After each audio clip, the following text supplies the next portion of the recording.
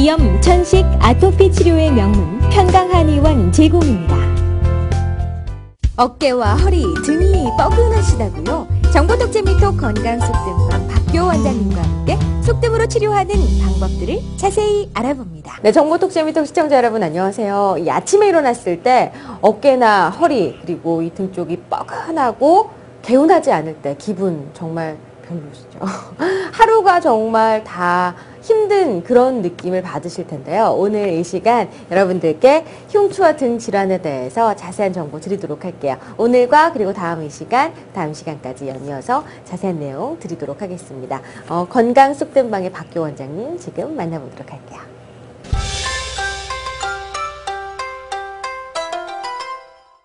네, 원장님 안녕하세요. 네, 안녕하세요. 네, 원장님 요즘 겨울철이라 그런지요. 이렇게 몸이 좀 찌뿌둥하신 분들도 많으시고, 그리고 회사에 오래 앉아 있다 보면 어깨도 아프고 허리도 아프고 이렇게 등 쪽도 아프고요. 이런 분들도 많이 계신 것 같은데 많죠. 원장님 어떠세요?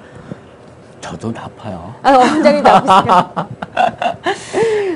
계속 많이 앉아 계시고 또 이렇게 또 찾아오시는 그 환자분들 보시고 이러면은 또 더 저 같은 경우는 이제 거진 한 18시간 이상을 일을 하니까. 네. 그리고 이제 환자분들을 치료할 때 보면은 환자분들이 높이가, 베드가 이렇게 있기 때문에 제가 약간 숙여야 돼요. 네. 치료하려면. 네네. 그래서 저 같은 경우는 환자 치료하면서 얻어지는 질환이 목경추도 저도 안 좋습니다. 거기에다가 네네. 이 등허리도 안 좋은데 네. 많은 사람들이 이 등허리는 또 경우에 따라서 어떤 경우가 있냐면 스트레스를 받게 되면은 이 등허리가 변형이 됩니다. 등 말씀하시는 네. 거죠? 네. 그게 이런 신경이 좀 날카로우신 분들이라든가 이런 분들은 이 스트레스를 받게 되면은 등허리가 약간 볼록하게 변형이 돼요. 그리고 또 하나는 어떤 게 있냐면 불면증이 있으신 분들은 등허리를 보면은 불면증이 어느 정도 심한가도 판별이 됩니다. 어떻게 아실 수 있어요? 네. 불면증 있으신 분들은 등허리 흉추를 갖다가 뜸을 떠주게 되면은 불면증이 없어져요. 네. 그거는 정확한 거고, 또 스트레스가 있으신 분들도 이 등허리 흉추가 스트레스 하나의 포인트가 돼요. 그래서 사람들이 긴장을 하거나 네. 스트레스 받았을 때 이 기지개를 펴게 됩니다. 그러면 기지개를 피게 되면 조금 시원한 감이 와요. 그렇죠. 그것이 기지개 쭉 네. 피고 팔을 쫙 올리고 그쵸. 이렇게 기지개를 피게 되면 네. 어깨나 이런 쪽이 시원해지죠. 예. 그렇죠. 그래서 이 기지개를 피는 것이 사람의 그 자연적인 현상의 하나예요.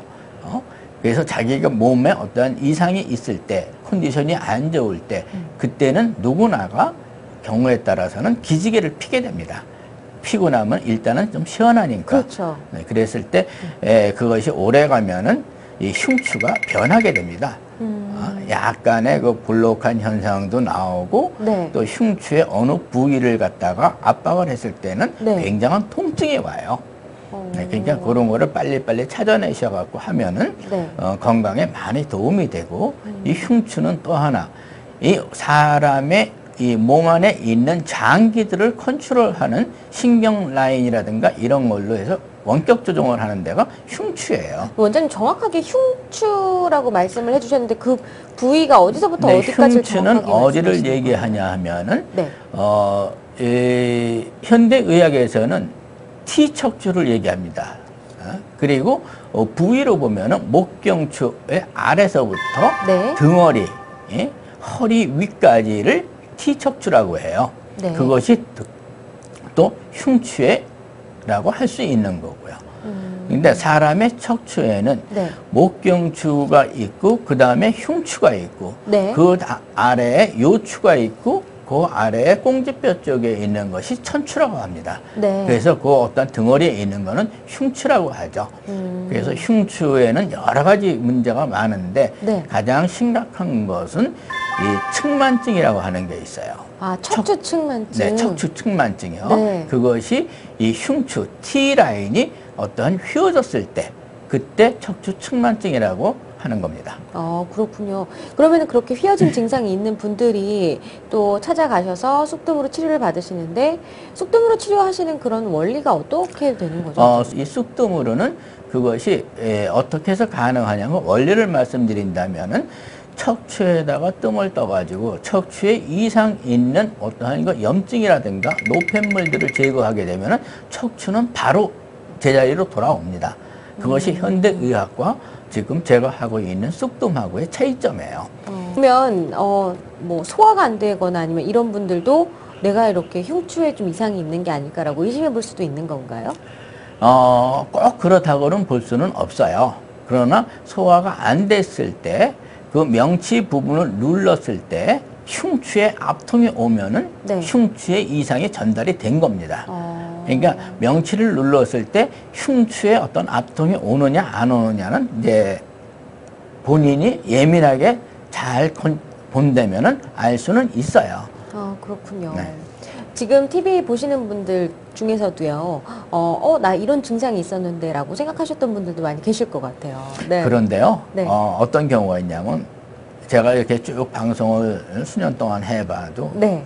환자분들이요, 네. 거진 다 나도 그런데요. 맞아요. 네, 왜 TV 그러냐 보시면서. 하면은 예.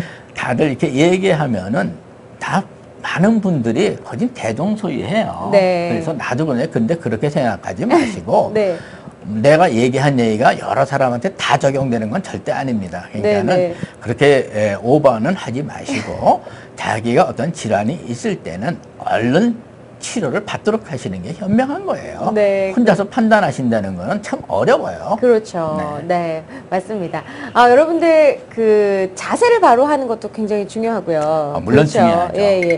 척추를 이렇게 굳게 펴시고 TV 보실 때도 마찬가지고 소파에 기대셔서 보시는 분들은 딱 허리를 피시면서 다시 자세를 바로 잡으시는 게 참 좋으실 것 같고요. 그리고 또 TV 보실 때뿐만 아니라 회사에서 생활하실 때도 그런 것들에 대해서 좀 더 신경을 많이 쓰시면 훨씬 더 좋지 않을까 생각이 듭니다. 그러면 이 자세를 바르게 한다는 거는 건강의 가장 기초적인 거예요. 네. 제일 나쁜 자세가 뭐냐면 저는 제 주변 사람들한테 이런 얘기를 합니다.